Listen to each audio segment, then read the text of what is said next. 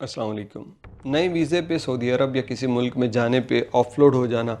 ये बात तो समझ आ रही थी, लेकिन वो पाकिस्तानी जो सऊदी अरब में काम कर रहे थे, छुट्टी पाकिस्तान में आए और 3 महीने की छुट्टी, लेकिन महज़ 15-20 दिन गुजार के वापस जाने के लिए जब एयरपोर्ट पहुँचे तो उन्हें सफ़र न करने दिया गया, बल्कि कहा गया कि आपका नाम पासपोर्ट कंट्रोल लिस्ट में है। तो ये एक ऐसे ही मुसाफिर हैं जिन्होंने अपना तजुर्बा इस हवाले से शेयर किया। आगे से जो director general immigration and passport हैं, उन्होंने इसमें मीडिया से क्या कहा, ये बहुत अहम चीज़ें हैं और लोगों के जानने की हैं कि आप जो सोशल मीडिया ख़ास तौर पे इस्तेमाल करते हैं, आप जिस कंपनी में रह रहे हैं, आपके जो मामलात बिल के हैं, जो कि आपने किसी कंपनी एसटीसी मोबाइली वगैरह के कोई बिल अदा करने हैं, इन तमाम चीज़ों को भाई साहब क्लियर कीजिए। कोई भी वजह हो सकती है, उसका सलूशन आपके पास नहीं होगा, पता चलेगा कि नाम एग्ज़िट कंट्रोल लिस्ट में है और उसके बाद जनाब आपका वो वीज़ा ज़ाया हो सकता है।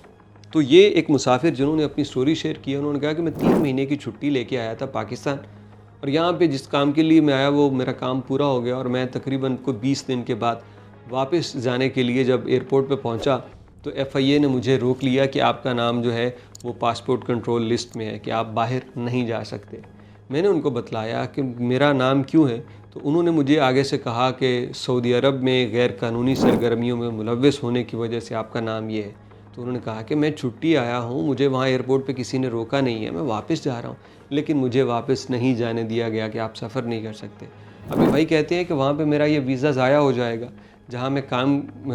छोड़ के आया था, मेरा वहाँ पे अच्छा काम चल रहा था। तो अब जो इनको सफ़र नहीं करने दिया गया, तो ज़ाहिर बात है ये सिर्फ सऊदी अरब ही नहीं बल्कि कहीं भी नहीं जा सकेंगे, सऊदी अरब नहीं पहुँच सकते। अब इनके सीन में क्या है ये तो डेफ़िनेटली एफआईए ही बताएगी, लेकिन जब एफआईए के डायरेक्टर जनरल से उन्होंने बात की तो उन्होंने ये बतलाया कि हम किसी को भी बग़ैर किसी गलती और बग़ैर किसी सबूत के नहीं रोक रहे, उसके पीछे कोई ना कोई रिकॉर्ड ज़रूर है। और उसके अंदर उन्होंने बताया जिन लोगों को डिपोर्ट करके भेजा गया वो इसमें है, जिन लोगों के ऊपर वहाँ पे कोई क्रिमिनल एक्टिविटीज़ होती हैं वो उनके जाने के बाद हमें इत्तला करके उनको ब्लॉक कर देते हैं, हमें भी बता देते हैं कि ये मुसाफिर हमने कंट्रोल लिस्ट में डाल दिए हैं। तो ऐसे जो मुसाफिर चाहे छुट्टी पे भी आए हैं, उनके पीछे भी ये मामलात हो सकते हैं कि वहाँ पे उनका कोई तनाज़ा चल रहा था, उसमें अदालत का कोई हुक्म आ गया या कोई भी ऐसी चीज़, जैसे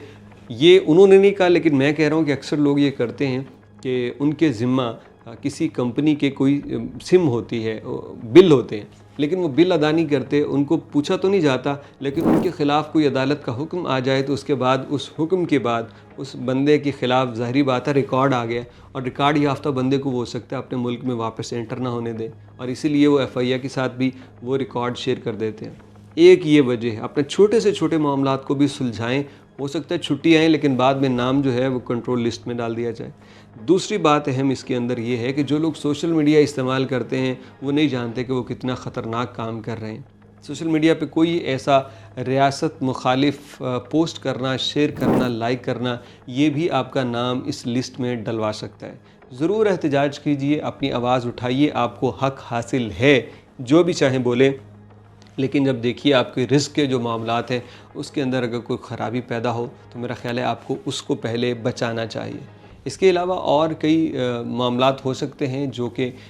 पासपोर्ट कंट्रोल वाले रिवील नहीं करते कि इस बंदे को आखिर क्यों इसके अंदर शामिल किया गया है। ह्यूमन ट्रैफिकिंग के हवाले से आजकल बहुत सख्ती है, जिसकी शक की बुनियाद पे कई लोगों को रोका गया है, कई लोगों को तफ्तीश के बाद जाने दिया गया है और कईयों के नाम एग्ज़िट कंट्रोल लिस्ट में